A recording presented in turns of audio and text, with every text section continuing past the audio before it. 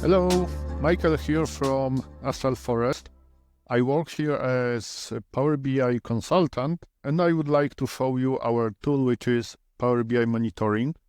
It provides a full picture of all of the Power BI service activities and stuff.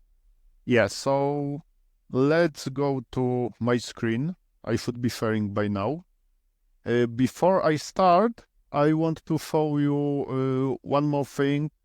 Recently, we posted one of the articles, and it will be a series, in coming weeks and months, about this very tool, Power BI Monitoring. And this is what I would like to show you via video, so you can always go back to the article, read about this, and so on and so on. Yes, so let's get back to actual tool. Here on my screen we can see an overview page. Let's keep it for now. I don't want to show you like everything at once. Let's take it step by step, so I believe this way it will be more interesting, shorter videos and so on. So for our purpose, we would like to check the licensing across our company, whether we can save some cash on inactive licensing, whether we can check if all users are actively using Power BI service or not, what's going on, etc. So let me jump to license page over here. Here we can see top a couple of filters like time slicer with a couple of values. We can check data by last day, last 7 days, and so on. So it's always referring to today minus 1 day. In other terms, we are always looking at yesterday. The reason behind it is because today is still an open day. We would like to show and see the full data. Then we have a company, department, and user slicer with hierarchy, where we can check specific companies, departments, and users. Last but not least, we have a workspace report slicer, which is showing workspaces across enterprise and personal, and then actual reports under every workspace. So basically these are the filters. Now a few words about KPIs. Actions, meaning simply all of the actions performed by our users, either from report or workspace perspective, like create report, export report, create a tile in dashboard, create a data flow, and so on and so on. We also have active users in total, active users with pro license, inactive users, and active users without the pro license. And this can be either a free user or premium per capacity or maybe Fabric, and active users without premium license. In our case, we'll be focusing on third capacity, as Power BI service, and pro license, which is like one of the most common setups of licensing across many companies. Right. Then we have tables with data, again, active and inactive users, by name, surname, and of course, all of this data is anonymized, so all is secured or all is fine. You can freely look at this, no issue there. Anyway, left table is showing users with the license assigned, either pro or premium per user, and the number of actions each user performed. Then on the right side, we have very similar table, but with inactive users. But hey, what do we mean by active or inactive user? This is the big question. So basically, if we look over here, For us, inactive user is a person who didn't make any action in a selected period of time. So, for example, this person, Adi, did not make any action in Power BI service in the last 90 days. Or if we change to 180, we still have Adi, but let's check, for instance, last 7 days. Yeah, and we can see there was some movement. So basically, Adi is simply not using Power BI service very, very often. But if we look over here, and now if I will change to last 90 days, we can see the numbers, or in this case, users are changing. So this is our first item, our background, where we can see what's going on.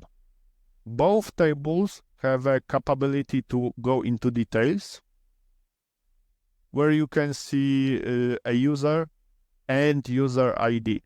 And here is interesting case. I don't think this is something that would happen like in every scenario, but in our case, we can see there's a person, Venita, with 2 different user IDs. As this is dummy data, we don't have to be worried, but it is another place where you can check for data quality items, because I believe that in perfect world, every user should have his or her unique ID.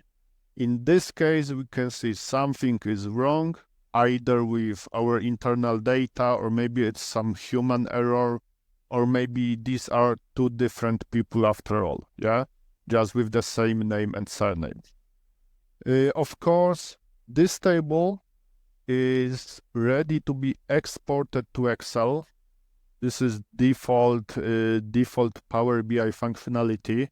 So you can export the data, analyze it further, maybe send it to HR team with a question, what's going on with this actual person, etc., etc. Yeah? Let's go back to the license page. Same story with inactive users. If we go to details, we can see these people have the license assigned, but they are not using Power BI service. And here we can do a couple of things with this. First of all, I would never say take the license, remove it, close it, or whatsoever. No. This is not what we want to do. What we want to do in this case is maybe reach out to these people.